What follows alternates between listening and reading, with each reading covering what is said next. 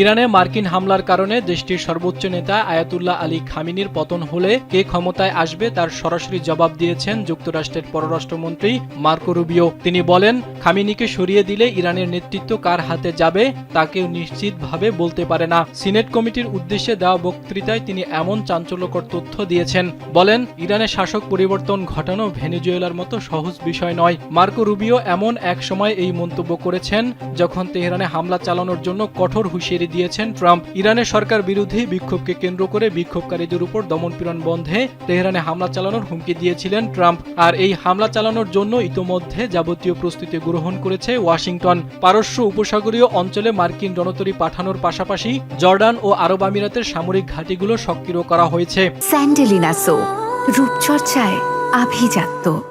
এদিকে পারমাণবিক কর্মসূচিকে কেন্দ্র করে ইরানকে আবারও আলোচনার টেবিলে আনতে জোর চেষ্টা চালিয়ে যাচ্ছেন ট্রাম্প। বলেন, আলোচনার সময়সীমা দ্রুত শেষ হয়ে যাচ্ছে। এর মধ্যে যদি তেহরান আলোচনার টেবিলে না আসে তাহলে তাদের উপর আগের চেয়েও আরও ভয়াবহ হামলা চালানো হবে। তবে ট্রাম্পের হুমকিতে ভীত নয় ইরান, দেশটিও পাল্টা হুমকি দিয়েছে। ইরানের পররাষ্ট্রমন্ত্রী আব্বাস আরাকচি বলেছেন, মার্কিন হামলার জবাবে তাদের সামরিক বাহিনী পাল্টা হামলা চালাতে প্রস্তুত। তাদের আঙুল বন্দুকের ট্রিগারে রয়েছে।